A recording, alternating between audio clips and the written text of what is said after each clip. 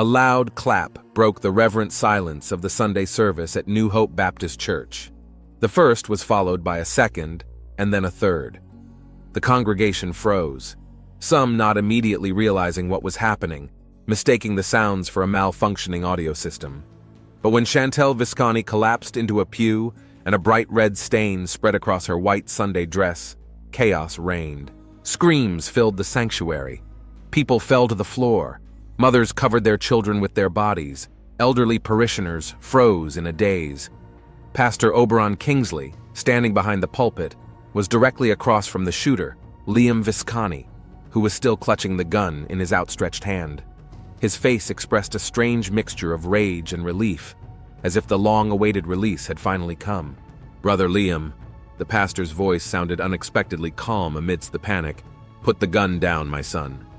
Liam blinked, as if coming out of a trance. His gaze flicked to his wife's prostrate body, then back to the pastor. The gun trembled in his hand, but he didn't lower it. "She betrayed me," he said quietly. But in the silence, everyone heard him. "Betrayed me before God and man." There were hurried footsteps behind him, as the church guard, retired police officer Ray Thompson, slowly approached Liam. In his hand was his own gun. "Put the gun on the floor, Liam," Ray said firmly. "Don't make things worse." The seconds stretched into an eternity. Finally, Liam unclenched his fingers. The gun fell to the wooden floor with a thud. His shoulders slumped, and he knelt beside his wife's body, making no attempt to touch her. "I'm sorry, God," he whispered, as Ray snapped the handcuffs on his wrists. The first patrol car arrived 4 minutes after the 911 call, the second 6 minutes later. By then, the church had emptied. Parishioners gathered in the parking lot in groups, many crying, others quietly praying. Medics pronounced Chantel Visconti dead at the scene. 3 bullets struck her precisely in the heart. Detective Quentin Dubois arrived on the scene 20 minutes after the shooting. He parked his inconspicuous sedan behind a perimeter of police tape stretched around the church building. Despite the early hour, the June, Alabama sun was already beating down, and Dubois felt drops of sweat trickling down his back under his tight shirt. Noticing a familiar face among the officers, Dubois nodded. "What have we got, Jackson?" The young officer straightened at the sight of the detective. "Husband shot his wife while on duty, sir. 3 shots at point-blank range. Death was instantaneous. Suspect made no attempt to flee, surrendered to the church security guard. He's in a squad car waiting to be transported to the station." Dubois frowned. "Visconti? Liam and Chantel Visconti?" "Yes, sir. You know them?" "All of Auburn knows them, officer." The detective sighed. "Model family." Liam built half the new houses in the South Side neighborhood. Chantel teaches kindergarten at Sunbeams. Every Sunday sat in the 3rd row to the right of the aisle. He looked around, noting familiar faces in the crowd. Almost all of these people he knew personally. Some he'd grown up with together, others he'd met at community events. The children of a third his son had played basketball with on his high school team. Auburn was a small town where everyone knew everyone, especially in the black community. "Witnesses?" Dubois asked, heading toward the church entrance. "The whole congregation, sir. About 80 people. Most are still here, testifying." Inside, the church looked surreal, almost like a normal Sunday, except for the empty pews and the chalk used by the forensics team to outline the position of bodies and shell casings. The medics had already taken Chantel's body away, but the dark stain on the wooden pew remained. Dubois walked over to Pastor Oberon Kingsley, who sat in the front row, staring at the pulpit with an unseeing gaze. His dark hands clutched the Bible so tightly that his knuckles were white. "Pastor Kingsley," the detective said quietly, taking a seat beside him. "I'm sorry." The older man turned slowly toward him. There was deep pain in his eyes.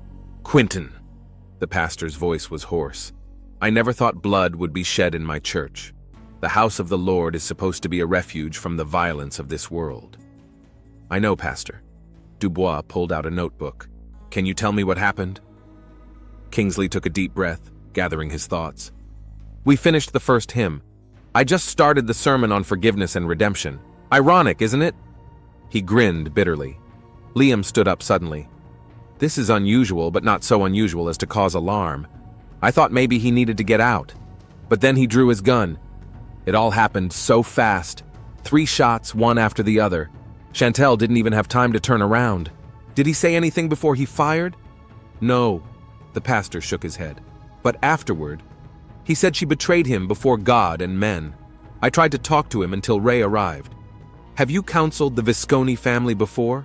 Were there any signs of trouble in their marriage?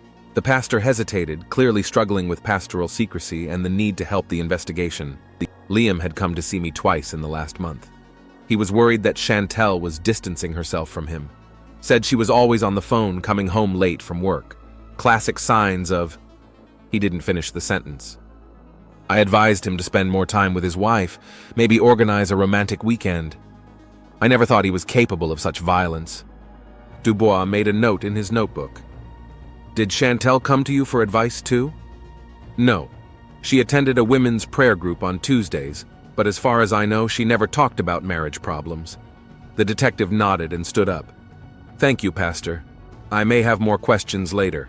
Walking out of the church, Dubois headed toward the patrol car where Liam was being held. As he got closer, he saw the suspect sitting motionless, staring straight ahead. His usually neat Sunday suit was wrinkled, his tie bunched sideways.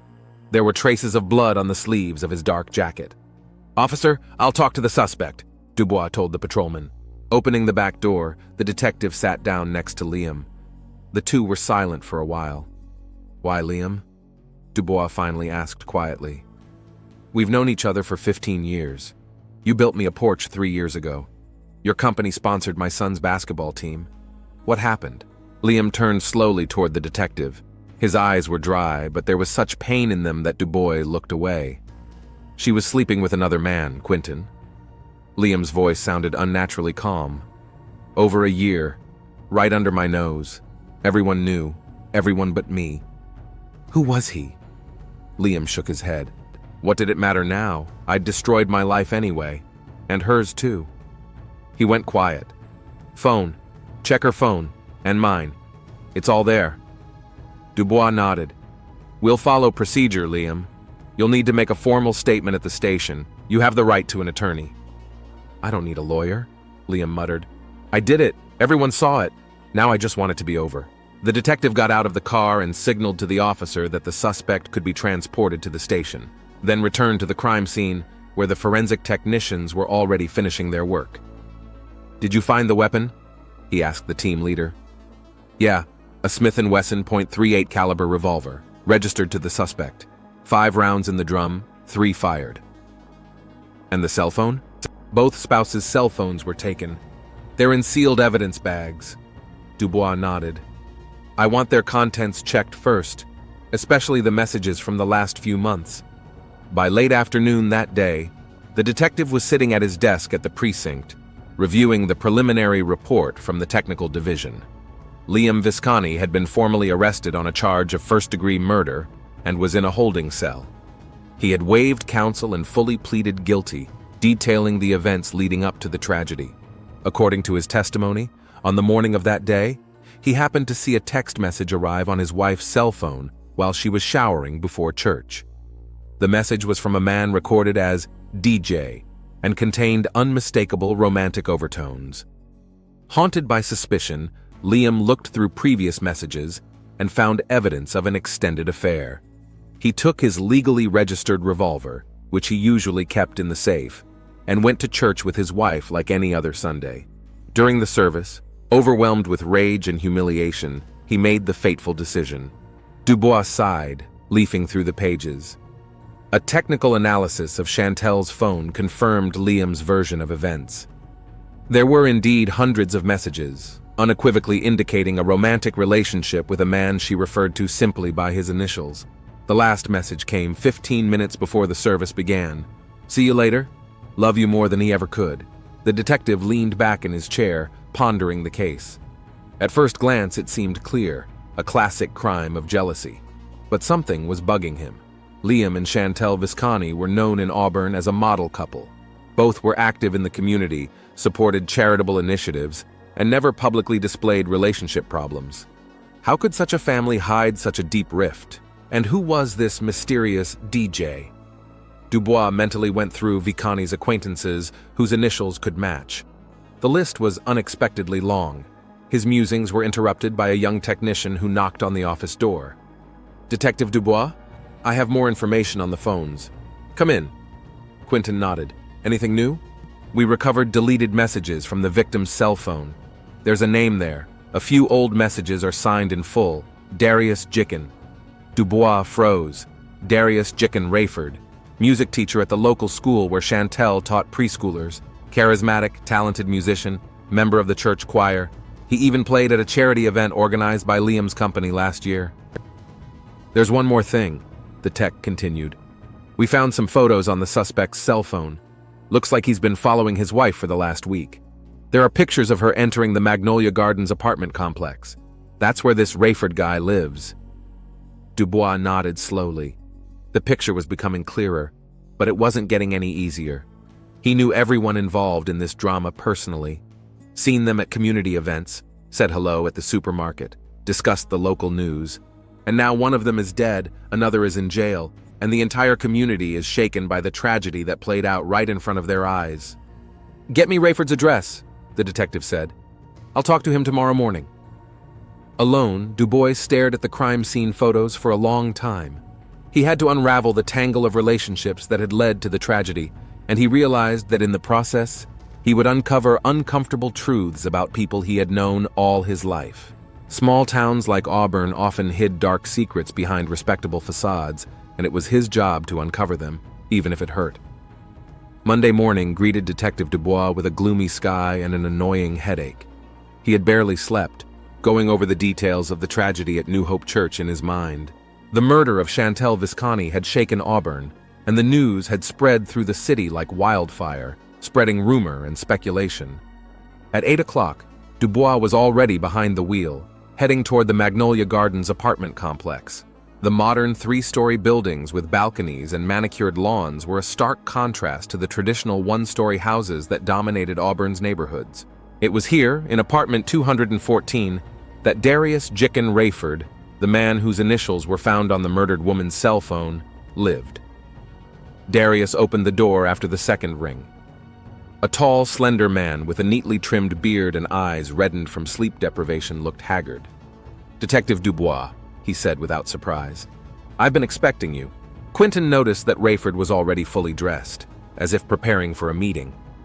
His apartment was immaculately clean, not a speck of dust on the polished surfaces, books neatly arranged on the shelves, musical instruments, saxophone and guitar carefully placed on special racks.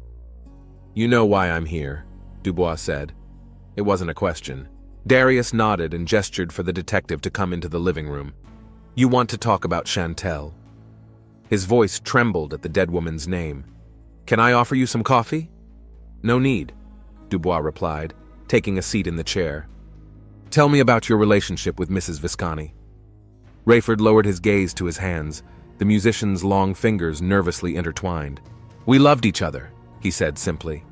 "For over a year. We met at a school music festival where I was accompanying the children's choir. Chantel brought her preschoolers. We got to talking, and we just felt a connection." "A connection," Dubois repeated, not hiding his skepticism. "Strong enough to destroy a marriage?" Darius raised his eyes, pain mixed with defiance. "Her marriage was already broken, Detective. Liam practically lived on his construction sites, only came home to sleep.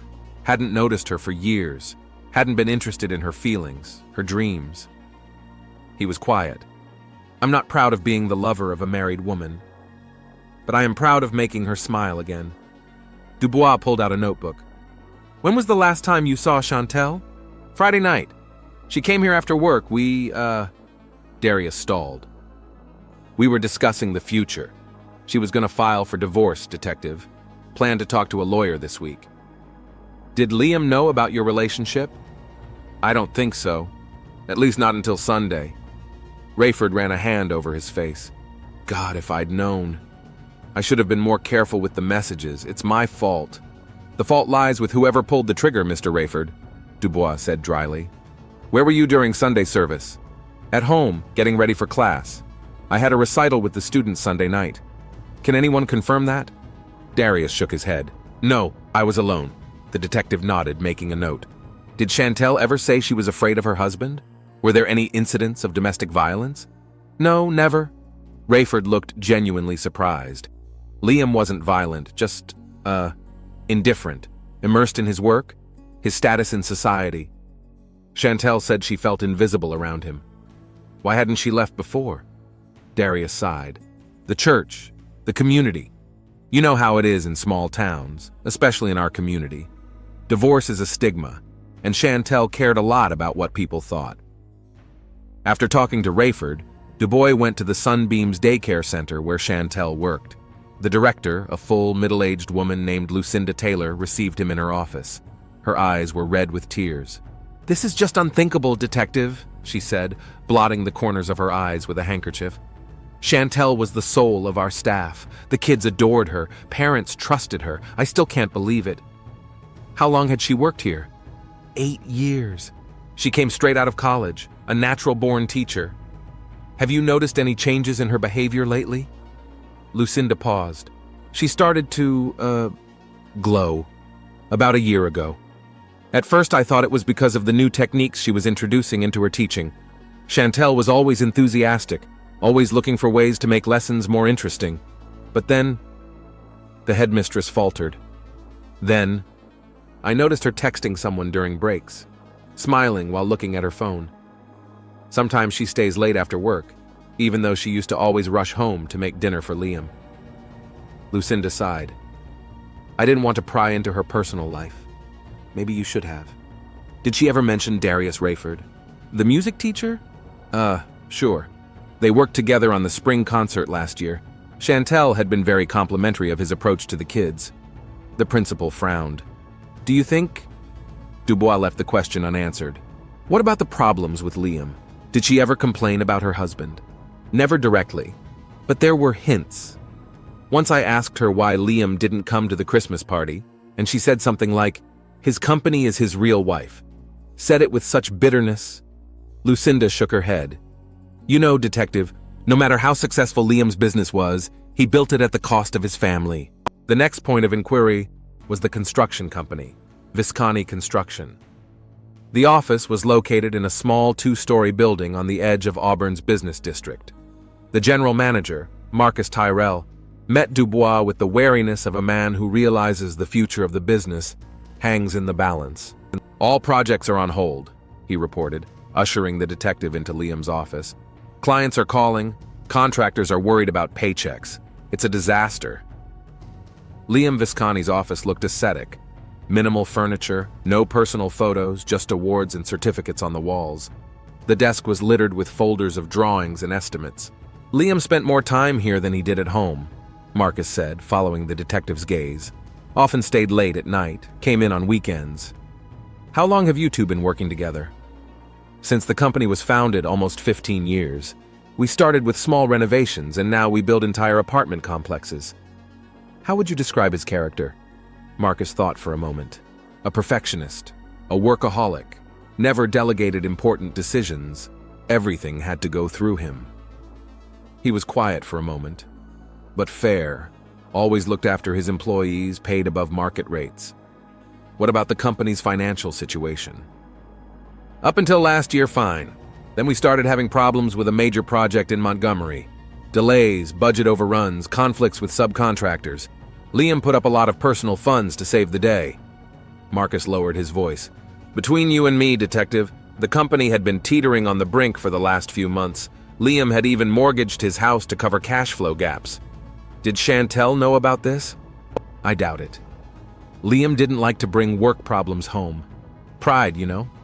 He always wanted to be seen as a successful earner in his wife's eyes.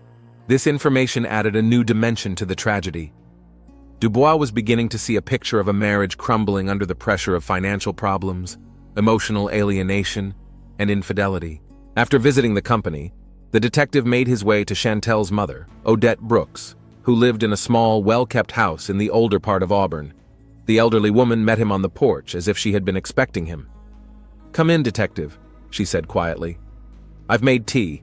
In a living room filled with family photos, Dubois noticed several snapshots of Chantel from childhood to more recent. In one of the photos, she was standing next to Liam on their wedding day, both radiant, full of hope. "They were so happy once," Mrs. Brooks said, intercepting the detective's gaze. "Liam idolized my girl, brought her flowers every week, even when they could barely make ends meet." "What changed?" Odette sighed. "Success, money, status." Liam was so intent on proving himself worthy of Chantel that he'd forgotten about herself. She shook her head. "My daughter never cared for material things. She wanted attention, involvement, simple dinner conversations." "Did she talk to you about the problems in the marriage?" "Not directly. My Chantel was always protective of Liam, but a mother can sense it.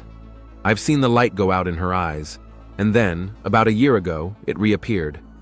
Odette looked directly at the detective. "I knew it wasn't because of Liam." "Did you know about Darius?" "Not about anyone in particular, but I knew she'd found someone who made her feel alive again." "And you didn't judge her?" "Who am I to judge, detective?" Odette's eyes filled with tears. "I wanted my daughter to be happy. I prayed she'd find the strength to have an honest talk with Liam, maybe try to save the marriage, or if not, to start a new life." She paused. "The week before Chantel died, she came to see me, said she couldn't live a lie anymore. She was going to talk to Liam after Sunday service. Asked me to get a room ready in case she had to leave home." Dubois made a note in his notebook.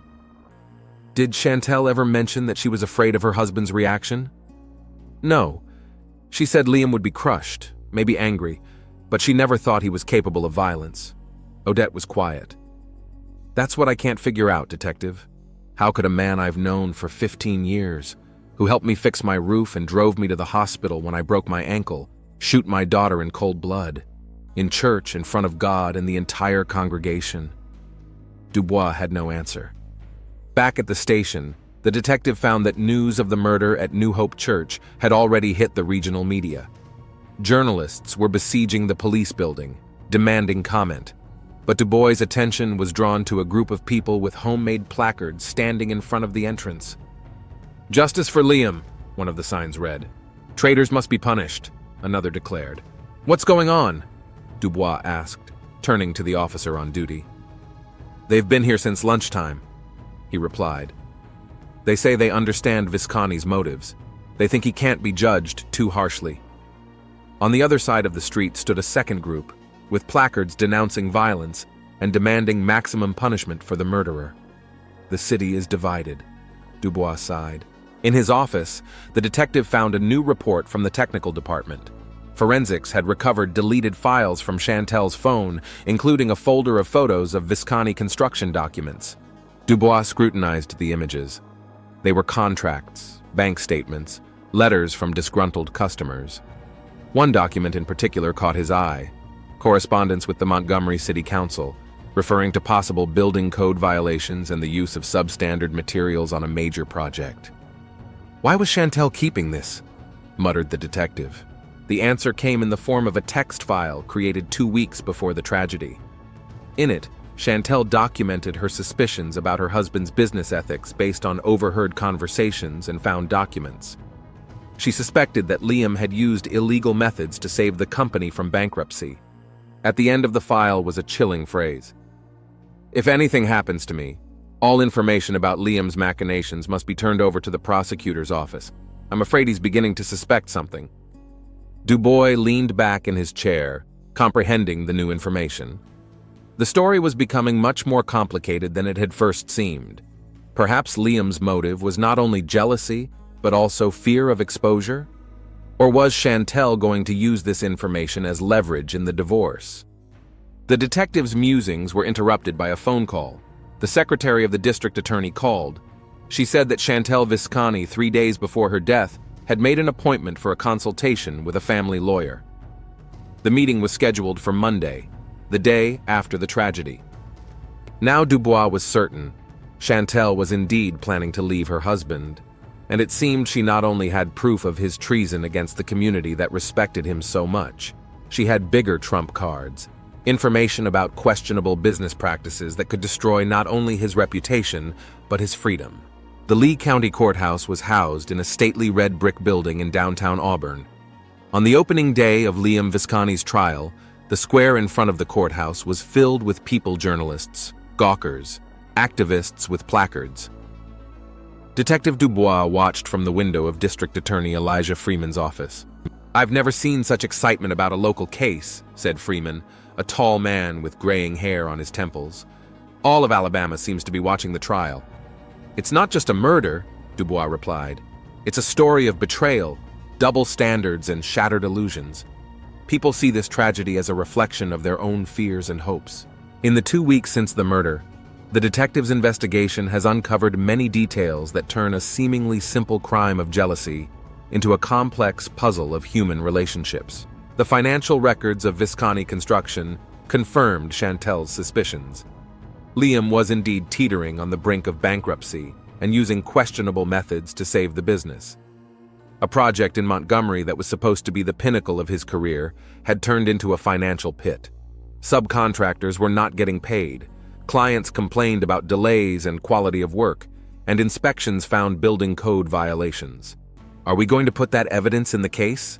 Dubois asked. "Absolutely," the prosecutor nodded. "It gives Visconti a motive other than jealousy. If his wife left him and released this information, he would lose not only his family, but his freedom." Darius Rayford agreed to testify in court, even though it meant publicly admitting to having an affair with a married woman. "I owe it to Chantel," he told the detective during a recent interview. Liam Visconti continued to refuse a lawyer, despite the court's insistence. "I did it. Everybody saw it. What's the point of a defense?" he repeated. It was only after a visit from Pastor Oberon Kingsley that Liam reluctantly agreed to a public defender. The trial began at 9 o'clock in the morning. The courtroom was crowded.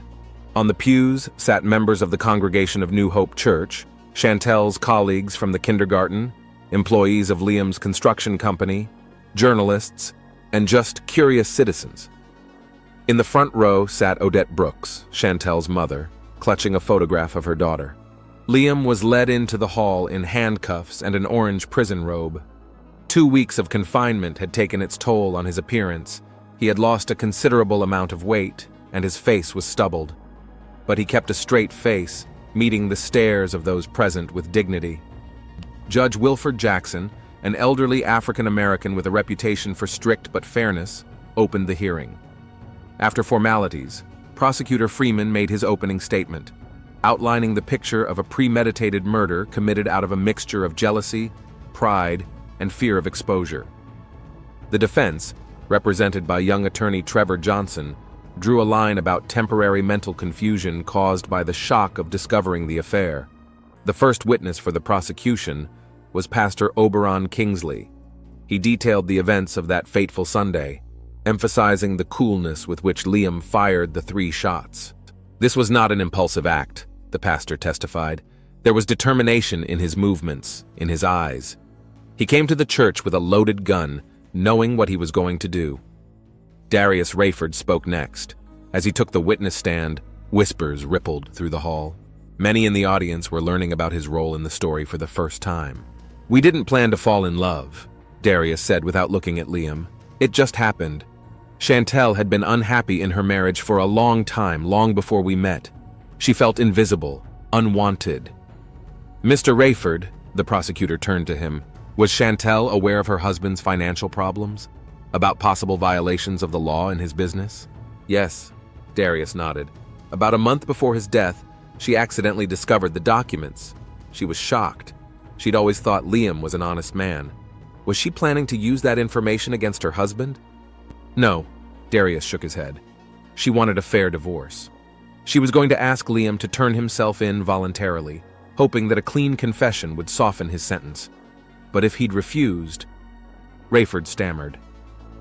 "She said she couldn't live knowing her husband was cheating people who trusted him." When it was the defense's turn to ask questions, Attorney Johnson tried to portray Darius as a manipulator who took advantage of Chantel's vulnerability. "You didn't think about the fact that you were destroying the family?" he asked with pressure.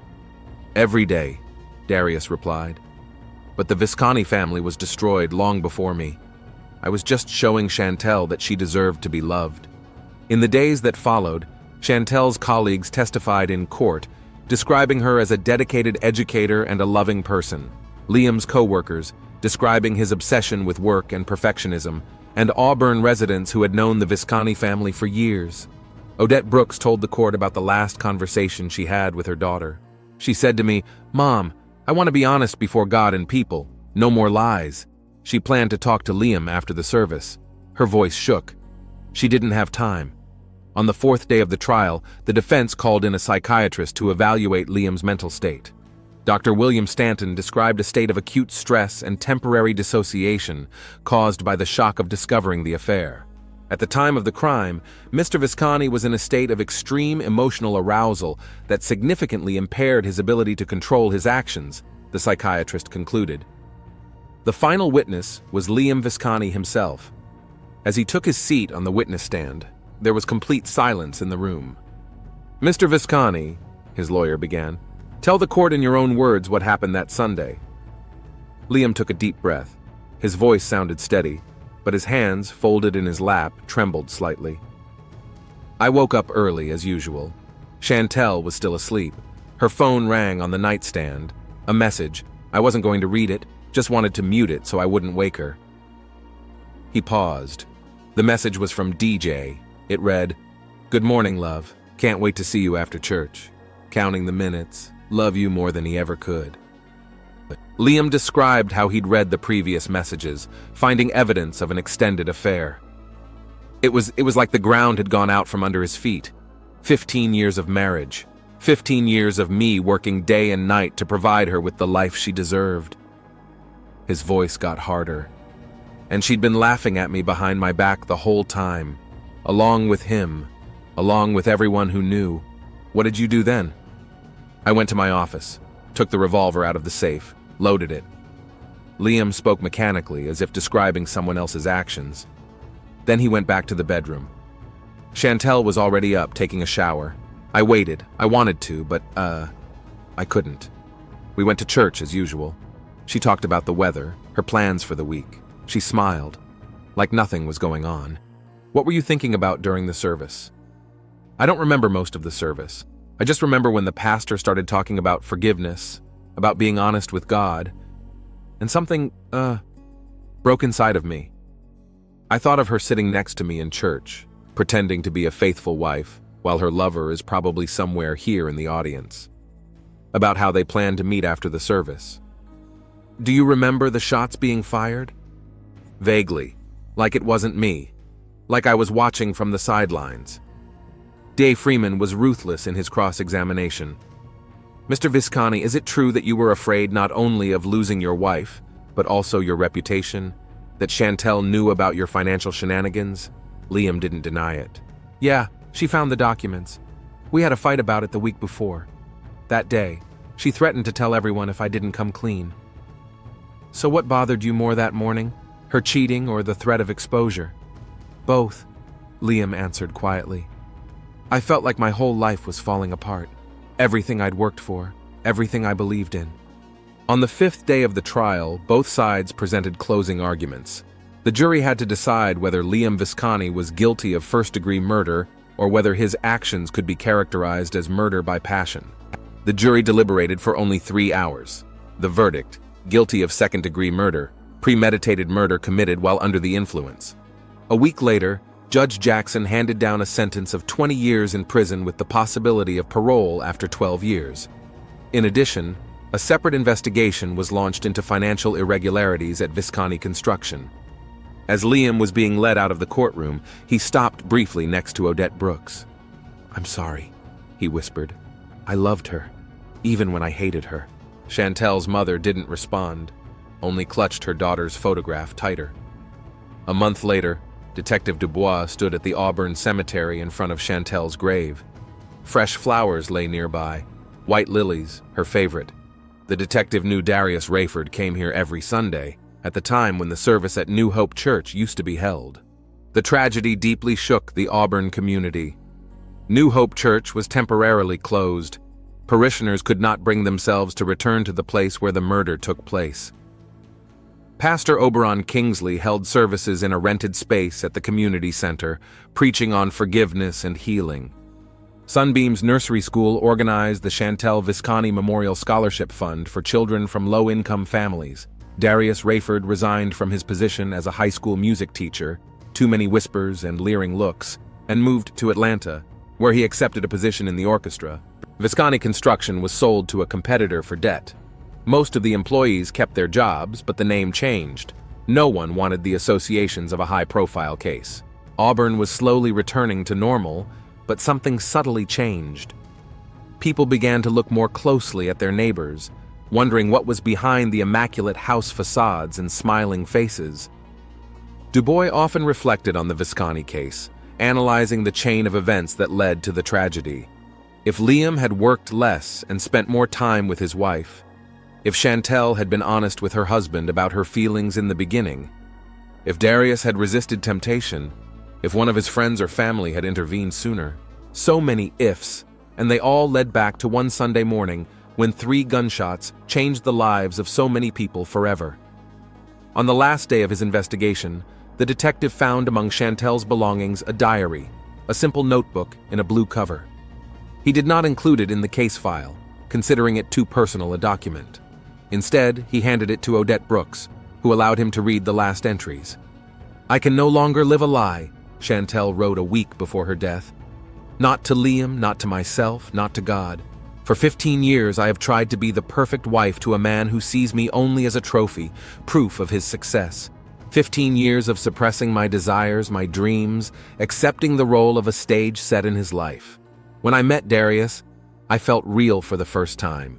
He sees me, hears me, appreciates me not for my status as wife of a successful businessman, but for who I am. It's wrong to cheat on your husband. I know that. But isn't it cheating to spend nights in an empty bed while he works? Isn't it treason to hear about contracts and deals instead of words of love? It's both of our fault that our marriage is dead. I just want an honest ending. I want freedom for myself and for him too." Rereading these lines, Dubois realized that there were no absolute villains or blameless victims in the Visconti case. Just people with their weaknesses, fears, and unfulfilled hopes. 2 spouses who had lived under the same roof for years, but were unable to truly hear each other. A woman looking for emotional intimacy on the side, and a man who invested all his self-esteem in material success. A lover who crossed moral boundaries for the sake of feeling. A community that preferred to admire the perfect facade without noticing the cracks in the foundation. Behind the outwardly prosperous marriage, Visconti hid years of emotional neglect, unspoken resentments, misunderstanding, and gradually growing alienation. The tragedy didn't happen overnight. It had been brewing for years, like a thunderstorm on a hot Alabama day. Walking back to the car, Dubois cast one last glance at Chantel's grave. The white marble stone shone in the setting sun. It was engraved with a simple epitaph: "Beloved daughter, teacher, friend, seeking the truth." Truth, the most difficult thing humans have to face. Not the truth that is stated in court records or police reports, but the truth about ourselves, about our relationships, about what we do or don't do every day in choosing what our lives will be. The detective started the car and drove slowly out of the cemetery alley. The Visconti case was closed. Justice, as much as possible in such cases, had been served, but questions remained. And chief among them, how many more of these perfect marriages were hiding ticking bombs of unresolved conflict behind their doors?